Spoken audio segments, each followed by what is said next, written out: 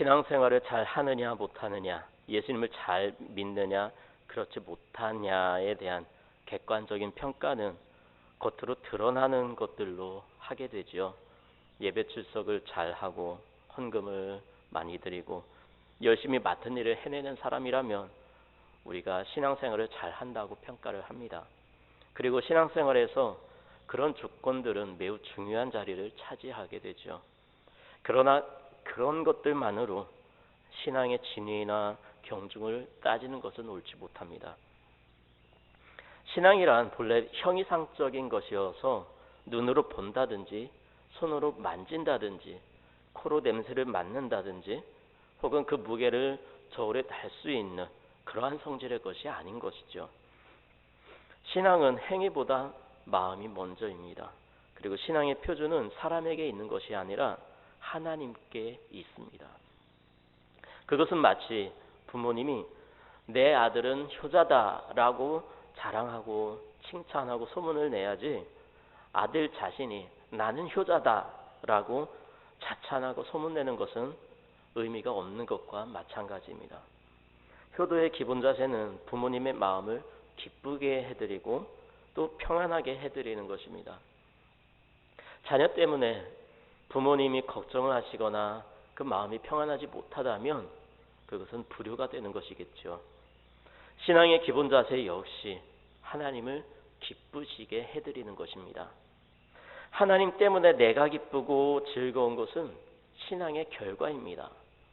신앙의 본질은 내가 하나님을 기쁘시게 해드리는 것입니다. 그렇다면 하나님은 무엇을 기뻐하시고 또 우리는 어떻게 해야 될까요? 오늘 말씀해 보니까요, 하나님께서는 인간이 해야 할 일과 하지 말아야 할 일에 대해서 말씀하고 있습니다. 23절에서는 하지 말아야 할 것들에 대해서, 그리고 24절에서는 해야 할 일에 대해서 말씀하고 있습니다. 먼저 하나는 자랑하지 말아야 할 것들에 대해서 말씀하시는데요. 지혜로운 자는 자신의 지혜를 자랑하지 말라고 말씀하고 계십니다.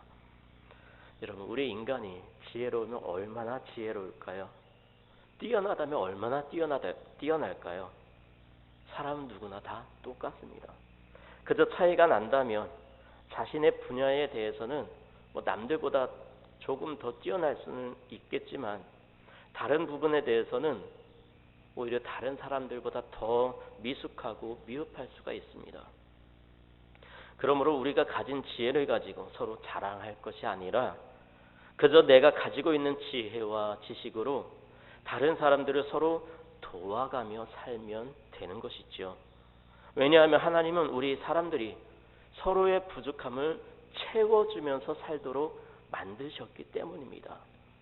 하나님께서는 가인에게는 농사를 짓는 지혜를 주셨고 또 아벨에게는 목축하는 지혜를 주셔서 서로의 부족함을 채우고 보완하도록 하셨습니다. 이것이 하나님의 뜻이지요. 그런데 우리 인간들은 어떻습니까? 가인이 열등감을 갖게 되자 아벨을 죽이고 말았습니다. 여러분, 인간은 다 똑같습니다. 굳이 남들보다 더 지혜로워 보이기 위해서 노력할 필요가 없습니다. 그저 서로를 깎아내리려고 할 것이 아니라 서로의 장점을 인정하고 서로 도우면 되는 것입니다. 그것이 우리 인간들을 만드신 하나님의 계획이고 원리였습니다. 그런데요, 인간들끼리 서로 도우며 산다고 할지라도 분명 부족한 부분이 있습니다. 인간의 힘으로 되지 않는 것들이 있습니다. 그럴 땐 하나님께 도움을 구해야 하죠. 그렇게 하면 하나님께서는 구하는 자에게 후히 주시며 차고 넘치도록 부어 주실 것입니다. 이사야서 5장 21절에 보면 스스로 지혜롭다 하며 스스로 명철하다 하는 자들은 화가 있다고 말씀하고 있습니다. 이것이 무슨 말씀입니까? 하나님 앞에서 겸손하지 못하고 스스로 지혜로운 척하고 자기 스스로 무엇인가를 할 수 있다고 하는 사람은 교만한 사람입니다. 그런 사람은 결국 하나님의 심판을 받게 될 것이라는 말씀입니다. 우리 인간은 하나님의 피조물로서 아무리 지혜로운 사람이라도 부족할 수밖에 없는 존재입니다. 특별히 구원의 문제에서는 아무것도 할 수 없는 것이 우리 인간입니다. 그러므로 하나님의 도우심을 힘입어 살아가야 하는 것이죠. 베드로전서 5장 5절에서는 하나님은 교만한 자를 대적하시되 겸손한 자들에게는 은혜를 주신다고 말씀하고 있습니다. 우리는 날마다 하나님 앞에서 낮아져야 합니다. 하나님 앞에 겸손해야 합니다. 하나님 앞에서 자신의 부족함을 인정하고 하나님의 지혜를 구해야 합니다. 또 용사는 용맹을 자랑하지 말라고 말씀하고 있습니다. 용사라는 말은 힘 있는 자, 용감한 자, 강한 자라는 뜻인데 군대의 영웅들이나 투사들을 의미합니다. 세상에는 참으로 용감한 사람들이 많이 있죠. 성경에도 찾아보니까요, 많은 용사들이 있습니다. 기드온의 300용사를 비롯해서 다윗이 아들람 굴에 있을 때에 베들레헴 성문 곁에 우물물을 누가 내게 마시게 할꼬라고 말을 하죠. 그때에 적진을 뚫고 지나가서 우물을 떠왔던 다윗의 세 용사들도 있습니다. 또 유대인들을 대학살하기 위해서 이를 꾸미는 하만의 계략을 알고 자신의 민족을 위해 죽으면 죽으리라는 믿음으로 왕 앞에 나아갔던 여인 에스더도 있습니다. 예수님의 12제자들은 십자가의 순교를 당하는 그 순간에도 흔들리지 않고 믿음을 지켰습니다. 성경에는 그 밖에도 많은 믿음의 용사들이 나옵니다. 하지만 그들은 한 명도 자신의 용맹에 대해서 자랑하지 않았습니다. 요즘 이 시대를 살아가는 사람들의 모습은 어떻습니까? 자신의 용맹을 증거하기라도 하듯이 무모한 짓을 하는 사람들이 참 많이 있습니다. 수백 미터의 인공 구조물에 안전띠도 없이 올라가서 자신의 모습을 촬영하는 사람이 있는가 하면 술을 잔뜩 먹고 운전을 하는 사람들, 요즘은 대리운전이 많아서 음주운전이 많이 줄기는 했지만 그래도 그런 사람들 꼭 있죠. 그리고 이런 분들이 꼭 전봇대가 길을 막는다고 시비 걸고 주먹으로 한 대 쳤다가 다음날 또 후회를 하고 참으로 무의미한 일에 목숨을 거는 분들이 참 많이 있습니다. 하나님은 오늘 말씀에서 용사는 그 용맹을 자랑하지 말라 말씀하고 계십니다. 인간이 아무리 용맹해도 그 용맹함으로 궁극적인 승리를 거둘 수가 없기 때문이죠. 세상에는 용맹한 사람들이 여러 나라를 정복하고 영웅이 된 사례가 참 많이 있습니다. 그러나 그들이 아무리 용맹해서 싸움에서 이기고 전쟁에서 승리한다고 해도 그들이 이길 수 없는 힘이 있는데 그것은 바로 사망의 권세입니다. 사망 권세를 이기기 위해서는 하나님만을 의지해야 합니다. 이러한 원리는 이스라엘의 전쟁에서 잘 보여지고 있죠.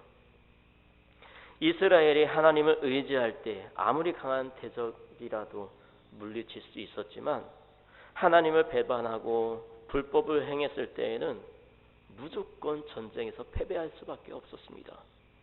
그러므로 우리는 용맹함을 자랑하지 않고 하나님을 의지해야 합니다. 또 부자는 자신의 부함을 자랑하지 말라고 말씀하고 있습니다. 인간이 아무리 부해도 자랑하지 말아야 할 이유는 이 세상의 모든 것들은 다 하나님 것이기 때문이죠. 그리고 우리가 가진 모든 것들은 다 하나님께서 우리에게 사용하라고 주신 것들입니다. 하나님께서 인간에게 베풀어 주실 때에 인간이 소유를 할 수는 있지만 하나님께서 거두어 가시면 인간은 아무도 그 소유에 대해서 주장을 할 수 없게 됩니다. 하나님께서 생명을 거두어 가시면 그 소유는 아무런 의미가 없게 되는 것이죠. 누가복음 12장 20절에 어리석은 자여 오늘 밤에 내 영혼을 도로 찾으리니 그러면 내 준비한 것이 누구의 것이 되겠느냐라고 말씀하고 있습니다. 그러므로 인간이 소유한 재물로 인해서 자랑하는 일은 헛된 일이 되는 것이죠. 우리가 가지고 있는 것들로 남들에게 자랑할 필요가 없습니다. 어차피 하나님께서 주신 것, 하나님께서 거두어 가셔도 우리는 아무런 할 말이 없습니다. 하나님께서 주신 것이기 때문이죠. 하나님께서 우리에게 물질을 주신 이유는 물질을 가지고 하나님의 영광을 드러내는 삶을 살도록 하기 위해서입니다. 하나님은 우리 믿는 자들이 잘 살아서 그 삶으로 하나님의 영광을 세상 사람들에게 드러내기를 원하십니다. 내가 가진 것으로 나보다 연약한 사람들을 위해 사용하고 나누고 베풀고 하나님의 영광을 드러내는 삶을 살기를 하나님께서 원하시는 것입니다. 그저 우리는 그 물질을 우리에게 맡기시고 청지기 삼아 주셨기 때문에 하나님의 뜻대로 사용하도록 지혜를 구하기만 하면 되는 것이죠. 이것이 믿음의 사람입니다. 다른 달란트도 마찬가지지만 하나님께서 우리에게 주신 것에 대해 제대로 관리하지 못하고 하나님의 영광을 위해 살지 못한다면, 그리고 나의 유익만을 추구하며 산다면 하나님은 다시 그것을 거두어 가실 것입니다. 그러므로 우리는 하나님께로부터 받은 물질이나 은혜 혹은 달란트를 나의 유익을 위해서만 사용하고 자랑할 것이 아니라 하나님의 영광을 위해 사용해야 하는 것이죠. 여러분, 진짜 지혜로운 사람은 자신의 지혜를 자랑하지 않습니다. 진짜 용감한 사람은 자신의 용맹함을 자랑하지 않습니다. 마음이 부유한 사람은 자신의 것을 자랑하지 않습니다. 이처럼 자랑하지 않는 삶은 하나님 앞에서 겸손한 삶을 살아가는 사람입니다. 하나님 앞에 겸손한 사람은 자기 자신을 자랑 삼지 않습니다. 그저 하나님의 영광을 드러내는 삶으로 만족하지요. 이와 같이 하나님 앞에 늘 낮아지고 겸손한 삶을 살아가는 저와 여러분의 삶이 되시기 바랍니다. 24절에서는 하나님은 인간이 자랑해야 할 것에 대해서 말씀하고 계십니다. 그것이 무엇입니까? 명철하여 하나님을 알아야 한다고 말씀하고 있습니다. 여러분, 왜 하나님을 알아야 합니까? 하나님은 이 세상 모든 만물을 다 만드신 분이시기 때문이지요. 하나님께서 이 세상 모든 만물을 지으셨음을 알아야 하고 인정해야 합니다. 하나님을 인정하지 않으면 이 세상의 모든 만물을 인정하지 않는 것과 마찬가지입니다. 그러므로 우리가 눈으로 목도한 이 세상을 인정한다면 하나님을 인정하고 하나님을 알아야 합니다. 성경에서는 하나님을 아는 것이 명철이라고 말씀하고 있습니다. 또한 잠언 1장 7절에서는 여호와를 경외하는 것이 지식의 근본이거늘 미련한 자는 지혜와 훈계를 멸시한다고 말씀하고 있습니다. 여러분, 지혜로운 사람은 하나님을 경외하는 사람입니다. 지혜로운 사람은 하나님의 훈계를 멸시하지 않습니다. 지혜로운 사람이 어떤 사람입니까? 자신의 부족함을 아는 사람입니다. 자신의 부족을 아는 사람은 그 사람이 아무리 똑똑해도 아무리 많이 가져도 아무리 건강해도 하나님 앞에 사람 앞에 자신이 가진 것을 자랑하지 않습니다. 오히려 자신의 부족함을 느끼고 부족함을 채우려고 더욱 노력을 합니다. 그리고 자신의 부족함을 아는 사람은 절대로 교만하지 않습니다. 자신의 부족함을 느끼는 만큼 다른 사람들에게 더 많이 배우려고 하고 더 건강해지려고 하고 그 부족함을 더 채우려고 하지요. 결국 하나님을 아는 사람이 겸손한 사람입니다. 하나님을 알고 자신의 부족함을 깨닫게 되면 하나님의 도우심을 간절히 구하기 때문입니다. 또한 하나님을 안다는 것은 하나님을 사랑하여 하나님의 계명을 지키게 됨을 의미합니다. 우리가 자랑 삼아야 할 둘째는 사랑과 정의와 공의를 행하시는 하나님이심을 깨닫는 것입니다. 우리가 성경 어느 곳을 찾아봐도 하나님께서 불의를 행하셨다는 기록을 찾을 수가 없습니다. 하나님께서 아무런 이유 없이 사람들을 죽이고 고통스럽게 하고 괴롭게 한 기록이 없습니다. 하나님께서 인간을 심판하시는 이유는 인간의 허물 때문입니다. 하나님을 멀리하고 하나님이 아닌 다른 무엇인가를 더 더욱 사랑하고 하나님 말씀에 불순종하고 하나님을 떠나 살고 세상과 타협하며 죄에 찌들어 사는 인간들을 보시고 마음에 한탄하시며 인간들을 벌하시는 것이죠. 하나님은 오히려 우리 인간들을 얼마나 사랑하시는지 인간들의 죄 때문에 하나님 자신이 사람의 몸을 입으시고 이 땅에 오셔서 인간들을 위해 대신 죽어주시기까지 우리 인간들을 사랑하신 하나님이십니다. 여러분, 목숨을 내어주는 것만큼 큰 사랑이 어디 있겠습니까? 여러분, 혹시 다른 사람이 나를 대신해서 죽을 만큼 다른 사람으로부터 사랑을 받아본 경험 있으십니까? 아니면 내가 다른 사람을 위해 죽을 마음을 갖고 목숨을 바쳐 사랑해 본 경험 있으십니까? 여러분, 우리 인간들은 할 수 없습니다. 그러나 하나님은 하셨습니다. 이러한 하나님의 사랑을 빗대어 많은 사람들은 그리스도인이라면 사랑을 해야 한다고 주장을 합니다. 그리고 그 사랑을 보여달라고 말을 하죠. 예전에 제가 직장에 다닐 때 어느 분이 이런 질문을 했습니다. 하나님은 사랑의 하나님이라고 하면서 왜 자기 백성을 죽였느냐는 것입니다. 물론 하나님은 사랑의 하나님이십니다. 그러나 앞에서도 말씀드렸듯이 하나님은 사랑의 하나님이시기도 하지만 공의의 하나님이시기도 합니다. 하나님의 공의와 사랑은 늘 함께 갑니다. 하나님은 예수 그리스도를 통해 사랑을 나타내 보여주셨습니다. 그러한 사랑에 응답하여 예수 그리스도를 나의 구세주로 믿고 입술로 고백하면 구원을 받게 되죠. 하나님의 완전한 사랑을 누리게 되는 것입니다. 그러나 예수 그리스도를 거부하고 그 사랑을 거부하는 사람들은 하나님의 공의로 심판을 받게 되는 것입니다. 예수 그리스도의 사랑을 거부하는 것이 불의입니다. 이러한 불의의 결과는 심판이지요. 그러므로 하나님의 사랑과 공의는 항상 함께 가는 것입니다. 이처럼 하나님의 사랑과 정의와 공의를 깨달아 그것을 자랑하는 일이 중요한 것은 그것이 바로 하나님께서 기뻐하시는 일이기 때문입니다. 하나님은 자기 백성이 하나님을 자랑하고 하나님께 영광 돌리는 것을 매우 기뻐하십니다. 우리는 하나님께 영광 돌리는 삶이란 뭔가 거창하게 사람들이 알아주고 인정해주는 큰 일을 이루어야 되는 줄 압니다. 물론 큰 일도 해야 됩니다. 큰 일도 중요하지요. 업적도 이루어야 합니다. 그러나 큰 일이 아니더라도 우리는 언제든지 우리의 일상 가운데서 날마다 하나님께 영광을 돌릴 수 있습니다.